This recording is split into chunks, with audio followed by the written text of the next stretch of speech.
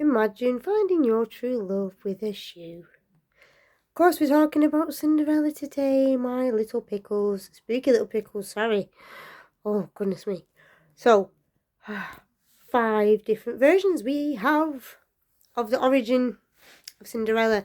Some are going to surprise you, some are not, but we're going to get straight into it because 7 pages of notes. 7 pages of notes. So you're going to see this a lot today, I'm afraid. Sorry. I'm going to get straight into it. So we've got ancient Greek, Chinese, Italian, French, and of course the German, which is the Brothers Grimm. We're going to go, because the Chinese was first, all the way down to Brothers Grimm. I'll touch upon some of the different versions throughout the years, like Disney and whatnot, but we'll be here for 1,000 years if I talk about all of them. So I'm going to talk about the origins in different countries and my favourite retellings. So, I couldn't find a date for the ancient Greek one because I haven't wrote it down. And I have wrote the others, so I probably just couldn't find it. We have, though, the ancient Chinese one is from the 9th century. The Italian is from the 17th century. France, I actually have a year for that, is 1697 by Charles Perrault. Don't know if you say the T, Perrault. I'm not sure how to say it. I'm sorry, I'm butchering it. I hope I'm not offending any French people or French-speaking people. I just suck at pronouncing even English words. I'm sorry. And then we have the Brothers Grimm version, and apparently I forgot to write down the date for that. It's probably on a different page, because I think I did find it. I'll find it somewhere. Anyway, right, we've got the ancient Greek version. Now, I'm not going to try and pronounce the name, because I will butcher it and it will not make any sense. But it does mean rosy cheeks. So, I'm just going to say rosy cheeks, because if I try and pronounce this name, you're going to laugh at me and it won't make any sense. Rosy Cheeks was bathing. She was a servant again as well. Of course, most of the Cinderellas are a servant or mistreated daughter of some kind. So she's a servant. She's bathing, and obviously she's took her shoes off to do this, and she had some sandals. I don't know, it doesn't explain if they're pretty or beautiful kind of sandals. I don't imagine so, but I don't know. An eagle, not a fairy godmother, not a fairy, nothing like that. An eagle steals one of her sandals. I don't know why. And then flies to the side of the kingdom. Did I write down the places? Let me see. I'm trying. I don't think I did. Sorry. She's in one part. He's in another. He being the king. So he flies to the other part of Greece. The king is delivering outside justice, apparently. That's what it says. I don't know what that means. I don't know if that means he's just sentencing people that broke the law, or he's like, chopping some heads off. I don't know. It doesn't say. I couldn't find any specification on that. So the eagle flies there, drops the one sandal directly into his lap. The king, then, wondering what it is, looks at it, and is besotted. I'm not implying any ancient kings had a foot fetish, by the way. He's besotted looking at this sandal because it's such a beautiful shape. I didn't know sandals were so shapely, especially one for a servant, but there you are. Whatever floats your boat. So, the size and the shape of the sandal indicates to him that the wearer must be beautiful and of good character. I don't write these things, I'm just retelling them. So he sends his men off into all corners of the kingdom to find this maiden, and of course they find her. And he asks her to marry him, and he falls in love with her when he sees her, and they actually do live happily ever after, apparently. It's quite a short one, but yeah, basically, that's the end of that, and they're all both quite happy, so there you go.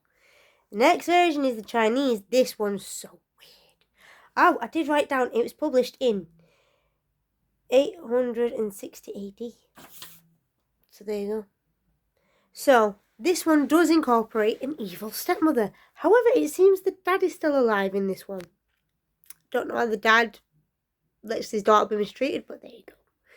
So, obviously, Cinderella, or however they were called, it doesn't say a specific name. I couldn't find it in this version. But we're just going to say Cinderella. She's mistreated, stepmother's mean to her, makes her do chores, this, that, and the other is cruel.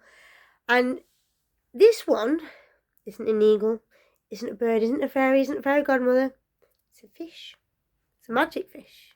It doesn't say what kind of fish, but I'm just going to say koi because it says it is a white fish with red fins. So imagine what you like, but I'm thinking of koi carp. So it's this magic fish. She makes friends to it, and every now and again when she's got some scraps, she'll feed the fish some scraps and talk to it. And of course, what happens? The nasty stepmother finds out she's got a friend in the fish. Can't she let her just have that? No, because for some reason she hates this poor girl. It's not enough that she's a servant now. She has to kill her friend, the fish, which is quite sad for the poor girl, but obviously Cinderella is very upset by this and is crying, but is comforted by a spirit. I don't know who the spirit is. I don't know why the spirit's never contacted her before, but she's comforted by a spirit saying, don't be upset, because the fish was magic, and its bones are still magical. So save the bones, but hide them from your stepmother. So she does this, and then there's a festival. Instead of like a ball, there's like a festival going on, I think, for a few days in the kingdom. And she uses the bones to obviously be able to go to the festival and magic up a beautiful outfit for herself. I think it's like kingfisher feathers on a cape and some beautiful golden slippers, like silk golden slippers. So she goes and she enjoys herself at the festival, but in a haste to get back home, to beat the evil stepmom, she loses a slipper. Now this one's interesting because it's not like a prince or the king that finds it himself straight away. No. I don't know why and I don't know how, but like someone else finds it, like a shopkeeper or some like a merchant. They find it and they give it to the king. I don't know what everyone's obsession with shoes and feet is. But for some reason, someone thought it was appropriate to hand a random golden slipper to the king. And can you guess what happened? These men with their feet, man. He likes the look of the shoe and thinks again, like the person who owns it must be lovely, beautiful and have good character because they've got such lovely taste. And again, he sends his men out to find her. He finds her and they live happily ever after. And apparently it said that he's built like when she eventually died, he built like a memorial type thing for her and says how beloved she was. So that actually seems like a happy ending for that story. I think she lived for a reasonable amount of time. Yi Shen is the word, sorry, yeah. That's the girl's name, Cinderella, sorry, I just found it in my notes. I've probably butchered it, I'm really sorry. I'm not meaning any offence to anyone. But Yi Shen, if I'm pronouncing it right, if I'm not, just go with Cinderella. That's the Chinese version. Bear with me, we got more. Now, I tried my spooky pickles. I tried so hard to find more information about the Italian version. I couldn't find much. I found 2 different versions that were quite different. I'm just going to give you the cliff notes because that's the best I can do. Because even when I tried to download like English versions of PDFs, it made no sense. And also, I don't speak Italian, so the full versions that I could find were in Italian. I'm not a folklorist. I think that's the word. I tried, but you're going to just get the cliff notes for the Italian version. I'm going to try and pronounce it, but we all know it's going to go bad. Cenerentola. I don't know. I probably butchered that. We're going to say Cinderella. So, apparently in this one she has a stepmother and multiple step-siblings, but I think all sisters. And her mum is horrible, again, as usual. And she's helped by... There's 2 different versions of this. So she's helped by the prince's tutor. Now, I don't know why. I don't know how. I can't find out. I tried really hard. Or a fairy. But the fairy appeared as a dove. That's all I could find, my pickles. I'm sorry. I really tried. I spent an unreasonable amount of time trying to find more out, but I couldn't. Either way, she gets help going to, of course, is a ball. And she does get the prince to fall in love with her. But also, and it doesn't say how, this is so frustrating, but this Cinderella, she's one of these things is not like the other, and that's this Cinderella. She's a bit savage. Unlike the other ones, we're going to get into that in a minute, but she don't take no shit, apparently. So all the others are just, like graceful and are just happy to live the new lives. No, this one. I can relate to, actually, because I hold a grudge. She gets the stepmother killed. She doesn't kill her. And it doesn't say how, and I really tried because I wanted to know. Not for any nefarious purposes, of course. I was just curious, because I've never met a savage version of Cinderella, but she is. I can't find how she got killed, but she got someone else to kill her. I think she must have, I don't know, exposed her for something to the right kind of people, got her killed. Some versions say beheaded, but I can't find any concrete evidence. But yeah, the Italian Cinderella, don't mess with her. She'll have your head. That's all I could find. I'm sorry, I tried really hard to find more. Then we have the French version. That is 1697 by Charles Perrault. That's how I'm going to say it. Called Cinderella. I think that means... what does it mean? Did I write it down? I probably did, but I can't find it. I think it means like little ashes or something. But we're going to say Cinderella because my pronunciation is not good. This is why I didn't take a language for a GCSE. Because I would have failed. I'm no good at it. I'm sorry. I'm sorry to my up to year 9 French tutor. She tried. Yeah. There's not so much you can do with me. So, this is the introduction of the fairy godmother. And the pumpkins. And the mice and all that. So yeah.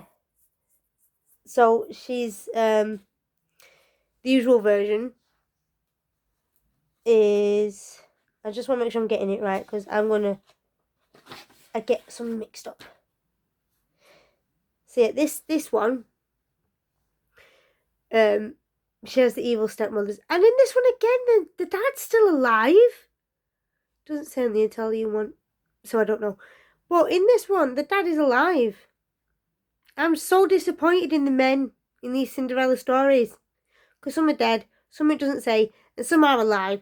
And the dad just brushes him off like, yeah, that's my old dead wife's child. It's yours too, mate. But, never mind that. So, 2 evil stepsisters. These ones aren't actually so bad. I don't think. They're horrible, but they're not as bad as some of the other versions. So, I think they're just sort of copying the stepmom. But apparently they really appreciate Cinderella's style, even though they make her dress in grey. A grey kirtle, which I think is just another word for like an apron or a skirt. But they make her wear horrible drab, nasty clothes and like wooden clogs instead of nice shoes. But apparently Cinderella's really good at getting them ready for balls and doing the hair really nicely, and they appreciate that because they even admit they could make them look horrible, but she always does her best to make them look nice. They still treat her a bit shit until the end, but anyway.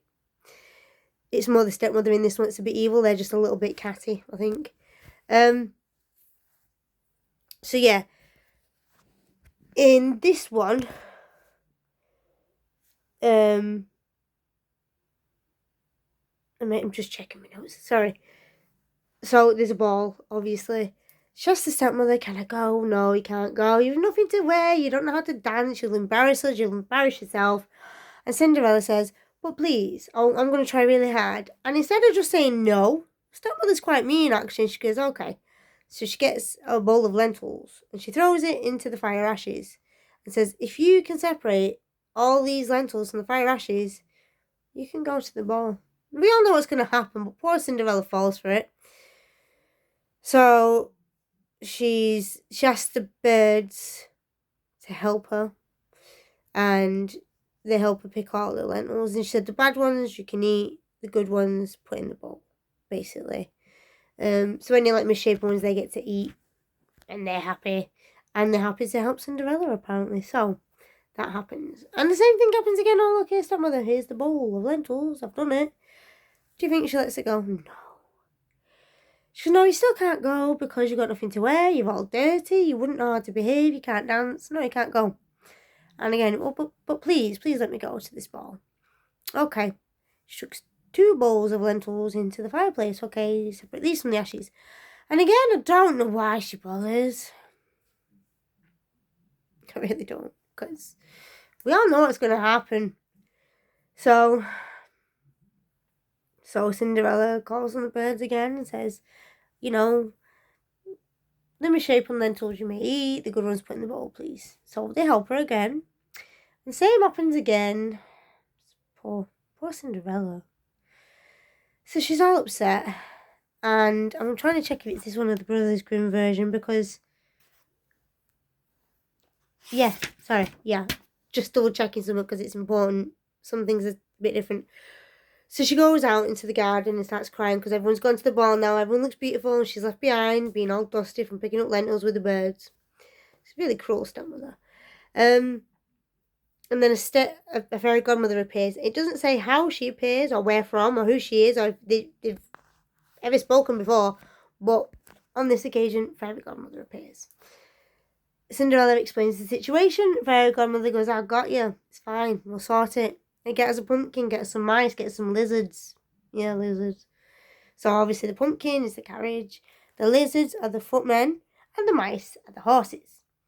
And she says, be back before 12 because then the magic will end. There's a time limit on magic apparently. There you go.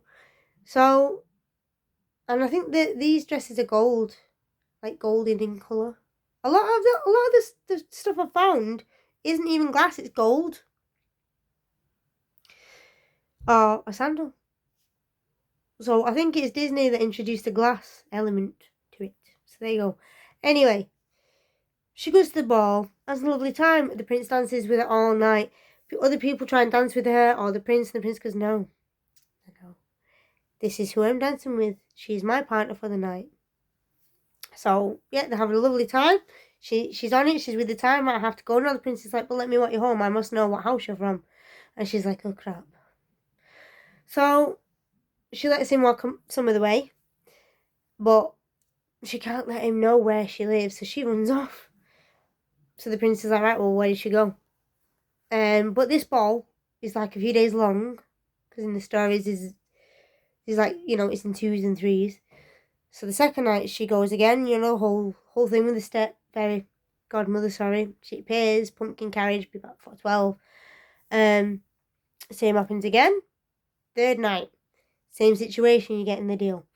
But on this night, the prince is used to her running away. So he's expecting it. So he's put some stuff on the steps on the way down, like sticky stuff. So when she goes down the steps, one of her shoes gets caught. And for some reason, the magic doesn't take it away because all you have to do is stick it down and it'll stay. Anyway, so he's got the shoe. She's run off back home and she's getting on about her duties the day after. The prince, we all know, he comes looking for her, blah, blah, blah. It's a really cute little dainty shoe. And he's like, oh, can the ladies of the house try the shoe on? And of course, the stepsisters try it on and it doesn't fit. And the stepmother's like, look, you're not going to need your feet if you're a queen. So one of them, the toe's too big to fit, and she says, just chop it off. You're not going to need to walk about when you're queen. You can have servants to carry you. So she chops a big toe off. And the shoe goes on. The prince is like, oh, right, wonderful, here's my bride. The birds, man. They dob her in and go, no, look, prince, that is not your bride. Look, there is blood on her shoe. The prince turns around, takes the shoe off. Oh, my God, you've chopped your feet apart.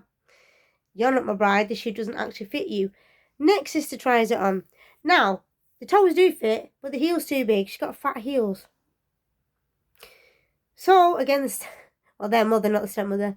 So, you don't need your feet again, same as the first sister. Don't worry about it. You don't have to walk anywhere when you're a queen. Just start hacking away. Get the shoe on. But again, the birds are like, oh, look, prince, you have another false bride. She has blood on her shoe. So the prince turns around again. Takes back, looks, oh yeah, oh, your foot's a bit bloody there, love.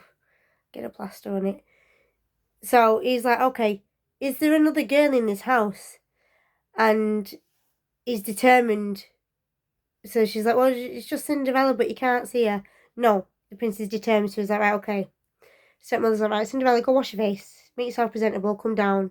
Don't embarrass us. And of course, we all know the shoe fits. And he realises, even though he's danced with her for 3 days in a row, he looks at her face. Oh, you're my bride. I'm in love with you. Okay. She gets on the horse. And on the way past, the birds go, oh, the prince has finally found his bride. There is no blood on the shoe. And they live happily ever after. That's the French version. Now, the Brothers Grimm version. Oh, also the French version. The stepsisters apologise to Cinderella. And they actually make friends. And they live with her in the castle. And are part of the celebration with the wedding and stuff. So, that's all good, actually. They apologise for their wrongdoings. And Cinderella is lovely and forgives them. Oh my god, we're in 20 minutes already. Still got to get to the Brothers Grimm version. Waffle me. Right. Brothers Grimm version. Come on, pages. Right, Brothers Grimm version. I've lost it. I memorised it anyway, it's fine. It's a little bit darker because it's Brothers Grimm. It's not as dark as the Italian one. So, similar situation, only there's no fairy godmother. There's no carriage or mice. So, again, the dad's still alive. It's so disappointing. So, in this one, apparently the mum's ill. Doesn't say what age Cinderella is. The mum says, promise me you'll always be kind-hearted, kind and pious. I don't know what it has to do with anything being pious, but I think it just means be a good person, Whether that's because God's watching or whatever. So Cinderella promises her mum, yeah, I'll do all these things. And it says one season or one winter. So I'm just going to say, yeah. I'm going to be kind and give the man the benefit of the doubt, even though I shouldn't, because it sounds like a twat. Pardon my language. So about after a year, or at least 6 months, the dad gets remarried. And the stepsisters enter the picture. The evil stepmother enters the picture. And they force Cinderella out of her room, make her sleep in the fireplace. And then she gets all full of ashes. And they call her little ashes or ashes, like Cinder Wench. Cinder Wench. Can you imagine? That's a bit harsh. Anyway, the dad goes away on a business trip one day and he's like, what do I want me to bring back for you? Stepsister's like, I want some beautiful jewellery and some new dresses. And Cinderella just says, I want the first twig or branch that strikes your heart. I don't know why she asked for that. But she does. I think it's probably because she knows no matter what she gets, the stepsisters steal it off her. So, I know I'm moving a bottle, I'm sorry. I've been sat here for 20 minutes. So that's what she asks for. So he does. He brings the stepsisters back some dresses. Doesn't even actually bother go, I brought you this Cinderella anyway. But he does give her the first branch that strikes his heart, which is, I think, a walnut branch, I believe, from a walnut tree. So she takes it and she goes into her mother's beautiful garden, because in this her mum's got a beautiful garden. She takes it into the garden and starts crying so much that it waters the twig, and it eventually grows into a tree. And she sits under this tree and sort of talks with the mother and the birds, when she's down, when she's sad, because she's got a pretty crappy life. Being called Cinder Wench. Jesus Christ. Anyway, of course, the prince and the kingdom and the king's having a ball. She wants to go. They say no, of course they do. So the day the ball comes, they all get ready. They're off. She goes into the garden and starts to cry. And she says, please tree, let gold and silver rain down on me, or something to that effect. Can't find my notes. Sorry. 7 pages. I didn't want to sit there half an hour flicking through it all. Something to that effect. And then there's this magical fairy dust appears around her and gives this beautiful golden gown and golden shoes. Again, I don't know where the glasses come from, but in these stories it's golden. So she goes to the ball. Again, the prince loves dancing with her, is amazed by her, and wants to dance with her all night. She comes home. It doesn't mention a time in this one, but yeah, she comes home. She gets undressed back into her horrible grey clothes and puts the dress back in the tree, and the magic of the tree hides the dress. The next day, because again, it comes in threes. Everyone goes off to the ball. Cinderella goes to the tree, asks let golden sparkles fall down on me, rain down on me, something like that. And an even more beautiful dress and beautiful golden shoes appear on her feet. Same deal, she goes off and dances with the prince, comes home, hides the dress. Third night, same happens. Only this time, she loses a shoe. We're getting the idea of the deal. So the prince comes looking for her. Whole deal again with the shoe not fitting the stepsisters. But again, in this one, the stepmom's like, come on, get some pieces off your feet. Get that shoe on. You don't need your feet. If you're a queen, you're going to get carried around. You're going to go in carriages. Chop your toes off. So they do. And, but again, the prince isn't quite so silly in this one and sees the blood in the shoe before he gets them in the horse. It's like, nah, that shoe doesn't actually fit them. Their feet are bleeding quite badly. Get some bandages on that. And again, second stepsister, the heel, she chops it off. The prince is like, no, there's blood all over the shoe. You're bleeding. Sort yourself out. Come on, get on with your life. And again, he demands any other woman in the house to try the shoe on. Cinderella comes. He sees how beautiful she is. He realises, that's my person. That's my bride.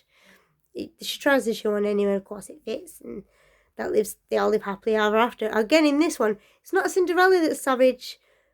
The brothers Grimm are. Because the stepfamily and the dad, who's a dad, disappointed. They want to be part of the wedding celebrations. They go to the festival, the feast and all that. And Cinderella doesn't do anything, but the animals have seen how they've been treated this whole time. So birds peck the stepsister's eyes out. Not the stepmom, even though she deserves it too, but I think it's the whole Cinderwench thing that got the birds a bit pissed off. Don't offend some crows, don't do it. Pecked the stepsister's eyes out so they were forever blind. That's the end. That's the end. So I looked up the meaning behind it all and the message, and I'm going to tell you my own version. So the meaning behind generally all the versions, because I'm not going to get into all of them, but the general meaning is to remember to always remain kind-hearted, but true to yourself. And sometimes just don't take any shit. Pretty much. But yeah, just be true to yourself and your true colours will shine and the right people will see. Pretty much. Like good strength in character and that kind of thing. I also think it's like, yeah, she took some shit and she was a bit of a victim, but she didn't see herself as that. She was like, no, fuck this. I'm going to enjoy some small part of my life, and she rebelled a little bit. And I think you've all gathered. I like a bit of a rebel. And she was like, no, I'm not going to take this. I'm going to do one thing that I'm going to enjoy. I don't know whether she went purposely to try and get the prince, or just wanted to have a bit of fun from the drudgery of her life.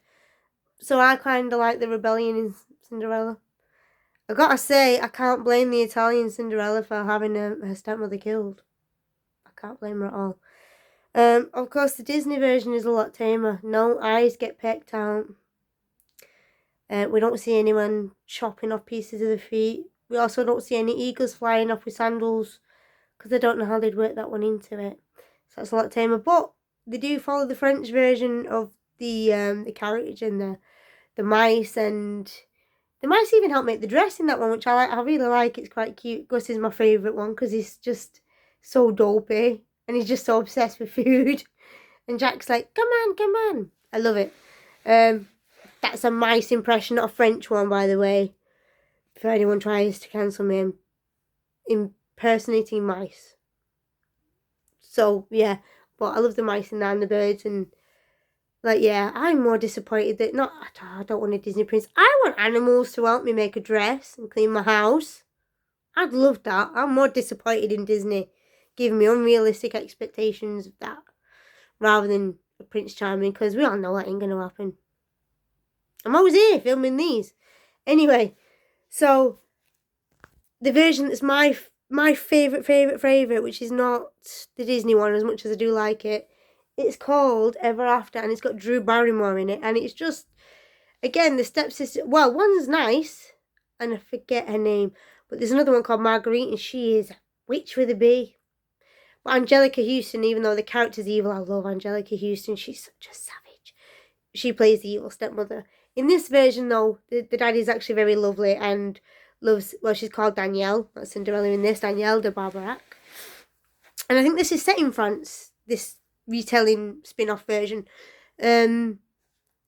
But yeah, she's called Danielle, and she's lovely, and she's obviously mistreated once the dad dies. She's mistreated by Angelica Houston's character, and yeah, it sort of goes south for her, but she actually finds the prince by chance, not purposely going to a ball in this one, and they get to know each other, but he thinks she's a countess, and she's not.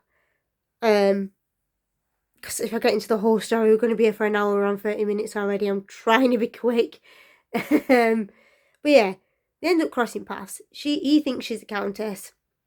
They actually make really good friends and they fall in love with each other. And he asks her to the ball that they are going to have for his birthday, because also his mother and father are trying to arrange a marriage. He's like, no, let me pick my own. So they go, okay, have this ball and find a bride. So he asks her to this ball. And of course, evil stepmother Angelica Houston, I love you, but I'm disappointed in this film because you have to be so mean, but she's so good at it. I love to hate her in that film. But as Morticia Adams, I'm allowed to like her because she's cool. If you don't know what I'm talking about, educate yourselves. What are you doing with your life? Anyway, I was a bit savage, weren't I? I'm sure y'all know what I mean if you're on this channel. Anyway, evil stepmom locks her away. In this, it's an artist, and one of her best friends, who is an artist, helps her escape, makes this beautiful dress with wings for her. She manages to get there. Prince falls in love with her, finds her. All ends well, happy ever after. And the stepmom and the stepsister pretty much get what's coming to him. And the kind stepsister that was actually nice to her gets to be part of her life, sort of like in the French version. But instead of both stepsisters, just the nice one stays with Danielle and lives happily ever after with her and has a nice happy life. So again, I like that one because also, I missed a bit. In this version, the stepmother sells her off for a little bit. I can't remember how that happens. Oh, after the ball. Yeah, sorry. The ball goes a bit south and the stepmom sort of finds Danielle and goes, no, she's not a countess, that's her mum's name, this is who she is, she's a servant. And the prince falls out with her. Not even because she's a servant, because she lied, but obviously, come on, man, do better. Of course she's going to lie, otherwise you wouldn't bother speaking to her, but you liked her. Anyway, so because she's done this, the stepmom sells her off to someone. He's a bit of a turd. And she gets herself free. Oh, I love this bit. Because she's really good with the sword, because her father, who is good in this one, she has a good dad. He, like, trained her in fencing and stuff. So she actually sort of holds her new master captive with a sword at his throat and is like, you are going to give me the key and let me go. She demands her own freedom. And it's so funny because the prince comes to like save her, but she's just like walking out herself after she's freed herself. And then they live happily ever after. I'm rambling. I got excited. You know what I'm like. If you watched any of my other videos, chaos in there. This is why I have notes, but I've there's too many notes. I'm going to find a better system. Post-it notes everywhere. But yeah, so I love that version because her spirit is just so resilient in this. Like, she goes through some real crap. And the mum and the older stepsister are so horrible to her and just try to break her spirit all the time. And she just won't have it. And also, the younger stepsister is quite nice and sort of helps uplift her a little bit here and there. So, yeah, just the resilience and the fact that she frees herself and sort of gets this sword off this guy and holds it to his throat. And another one to his groin, which I kind of love. She's savage. And demands her freedom. I love that. She saved herself. I love it. And it's so funny that the princess turns up and she's like, I did it myself, I don't need you. But they live happily ever after and that all works out. So, the main message I've got from Cinderella is, own your own power. You are strong. Don't be afraid to be yourself. If you have a beautiful heart, don't be afraid to show it. Don't let the world turn you hateful, a bit like the Italian one. Don't be afraid to be a bit savage, but don't get anyone's head chopped off. Stand up for yourself, but don't lose who you are and your kind-heartedness. is the overall message. We are on 34 minutes. Okay, I'm going to wrap it up there. But all the versions they all, apart from it's all human, they all seem kind and genuine and just resilient and resourceful, and they just don't lose that inner spark kind of thing, even though it would be so easy to do because they are just beaten down into drudgery pretty much, and a bit of a spark to fight back and to rebel and go to these balls or festivals or feasts or whatever version it is. I just love it. So yeah, always stay kind. Don't get anyone's head chopped off. Don't be afraid to be a little bit savage though. And enjoy the rest of your day, my spooky pickles. I'll hopefully be back with a less chaotic video next time. I'll see you all soon.